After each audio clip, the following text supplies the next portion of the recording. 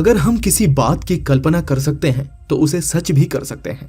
ऐसा ही कुछ मानना था दुनिया में अपना लोहा मनवाने वाली लड़की कल्पना चावला की, जो हमेशा इसी सोच को तवज्जो देती थी। और शायद यही कारण था कि वो भारत की चांद पर जाने वाली पहली महिला थी। मगर कुछ हुआ था 1 फरवरी 2003 को, जिस दिन कल्पना चावला की मृत्यु हुई। आप सबको नहीं पता होगा, आपको लगता होगा कि एक हादसा था, लेकिन जो आज उनकी मौत से जुड़े कुछ राज हम आपको बताने जा रहे हैं, उससे आपको खुद ही अंदाजा हो जाएगा कि ये मौत था या फिर साजिश। तो चलिए शुरू करते हैं। कल्पना चावला भारत की चांद पर जाने वाली पहली महिला थी और उनका ये सपना भी था। उन्होंने अपना सपना बखूबी पूरा किया था, मगर दिल में दबी कुछ ख्वाहिशें भी थी, वो अधूरी रह गई। कौन जानता था कि जब वो अपना सपना पूरा करके वापस लौटेंगी तो उनका यान एक सफेद धुएं में बदल जाएगा और वो हमेशा हमेशा के लिए अपने सपनों को छोड़कर इस दुनिया से दूर चली जाएगी। दोस्तों, हम आपको बता दें कि कल्पना चावला का जन्म 17 मार्च 1962 को हरियाणा के करनाल में हुआ था। वो बचपन के दिनों से ही आसमान में उड़ने का सपना देखा करती थी और शायद यही कारण था कि उन्होंने 12वीं करने के बाद साल 1962 में पंजाब इंजीनियरिंग कॉलेज से एरोनॉटिक्स स्ट्रीम से बीटेक की डिग्री ली और फिर अमेरिका चली गई, जहां उन्होंने एरोस्पेस से पीएचडी की। और वो साल 1994 और महीना था दिसंबर का, जब कल्पना को नासा की तरफ से स्पेस ट्रेनिंग के लिए चुना गया, जहां से उनके सपनों को पंख भी मिले। और अगले ही साल उन्हें एस्ट्रोनॉट की सुपर 15 की टीम में चुन लिया गया। धीमे धीमे साल बीत गए, सप्ताह बीत गए और वो दिन भी नजदीक आ गया जब कल्पना चावला का सपना पूरा हुआ। वो पहली बार धरती से चांद के लिए रवाना हुई।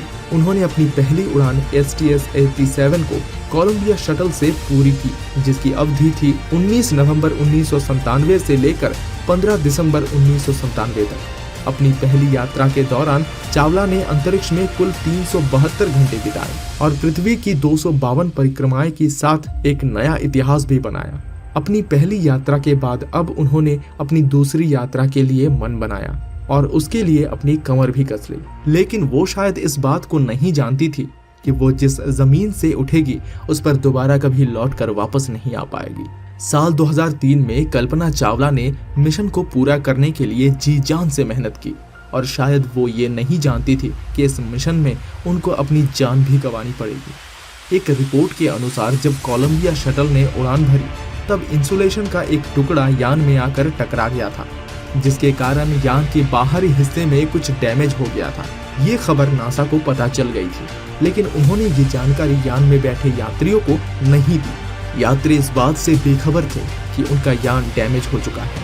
अपनी 16 दिन की यात्रा में अपनी ही मौत की खबर से महरूम रहकर सभी यात्रियों ने अपना काम बखूबी किया और पूरी जानकारी और एक्सपेरिमेंट का डाटा चांद से धरती तक पहुंचाया। और शायद उनमें से कोई ये नहीं जानता था कि वो शायद इस मिशन को पूरा नहीं कर पाएंगे और वो शायद कभी धरती पर वापस भी नहीं आ पाएंगे। नासा के वैज्ञानिक समझते रहे कि यान में थोड़ा ही डैमेज है। अपनी 16 दिन की यात्रा के बाद कल्पना चावला और अपने साथियों ने धरती पर वापसी का अपना सफर शुरू किया और शायद इस बात से महरूम थे कि अब क्या होने वाला है। पर नासा के वैज्ञानिक जानते थे जैसे ही वे धरती के वायुमंडल में दाखिल होंगे वैसे ही टूटे भाग से वायुमंडल के अंदर अपना दबाव बनाने लगेंगी और धरती से मात्र 65 किलोमीटर दूर आसमान में रह गया सिर्फ काला धुआं, जिसने भारतीय का दिल तोड़ कर रख दिया।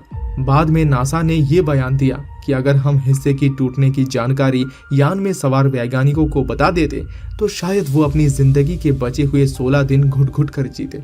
और ऐसे उन्होंने अपनी जिंदगी के 16 दिन हंसी खुशी से बिताया और अपना काम बखूबी किया। नासा के इस बयान से आप खुद ही अंदाजा लगा सकते हैं कि क्या ये मौत रोकी जा सकती थी या नहीं।